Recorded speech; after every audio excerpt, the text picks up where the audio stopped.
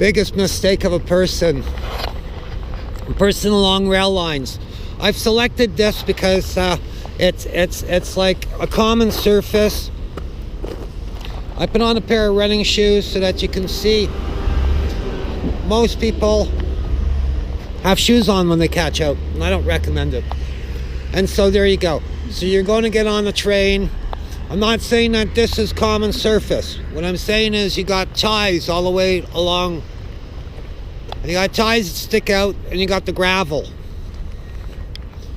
The biggest mistake of greenhorns is they go running on the stuff, and as you could see, I have very little grip. So as I go to get on, that's when the factor of slip comes into play. And so your foot hits the tie or your foot hits a slippery section.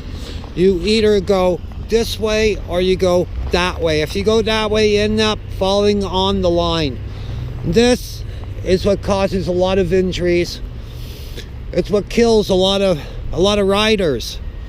Is they go to get on, they don't determine the slope of their gravel, like a slope. If you look over here, there's a slope. And so as the train comes by here, you're trying to run up on the slope, and then you slip. You slip. So you gotta practice caution when you ride rail.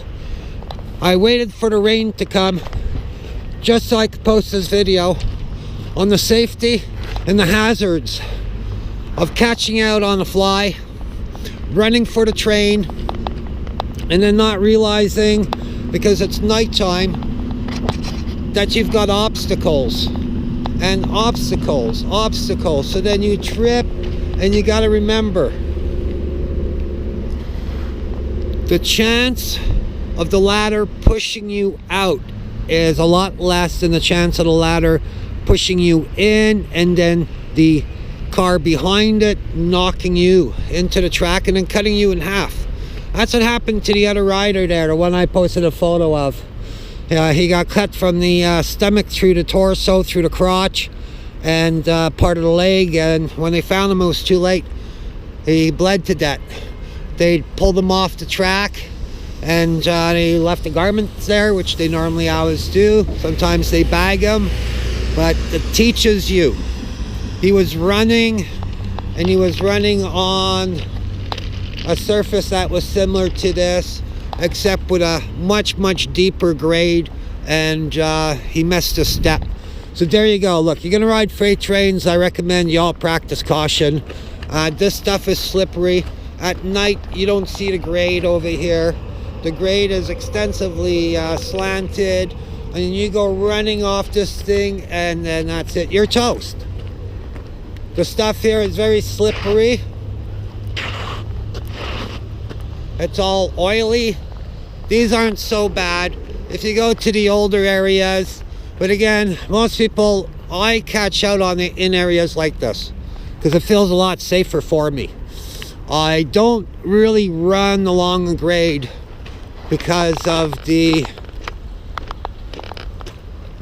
like, if you look at the grade, I mean, look at the grade. And so when you're catching a freight train, this is something you got to deal with. Is you got to deal with this grade. And this grade is not where I wouldn't get on a freight train in an area with a grade like this. That's what they're preparing in most areas. You find different areas where you're able to get on. If you're going to catch on the fly, you want to make sure that you're around the bend so that the engineer doesn't see you. Not all engineers are kind. A lot of engineers don't like me because I ride rail. And so there you go. You guys make the best of it. You play it safe and make the best of it. So there you go. Now we're going to talk a little bit about lights there later on.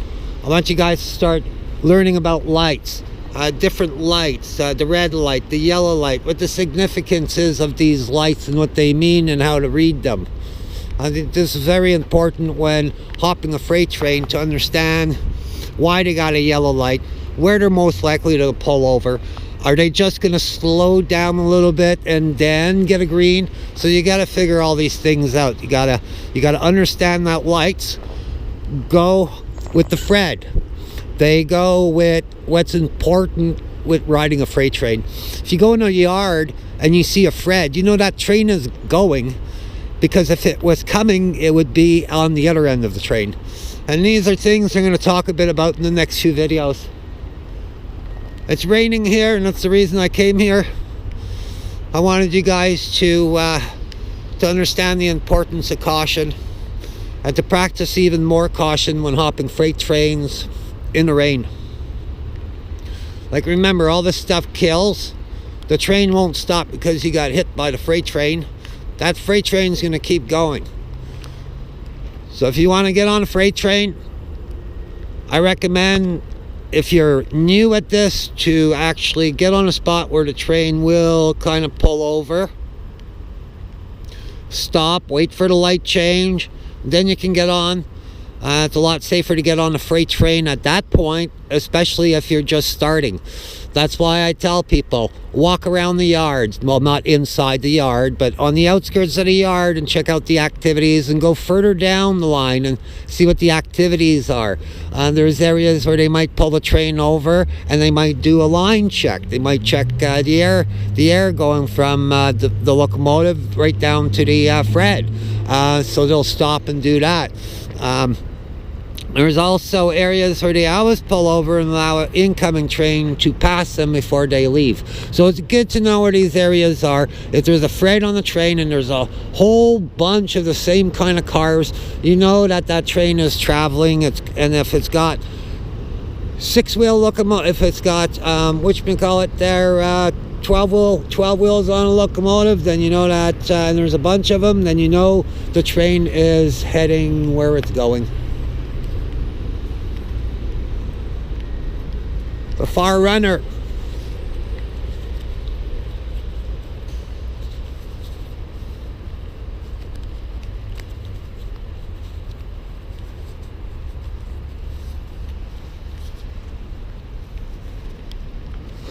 Gonna ride rail, do what I do, practice caution.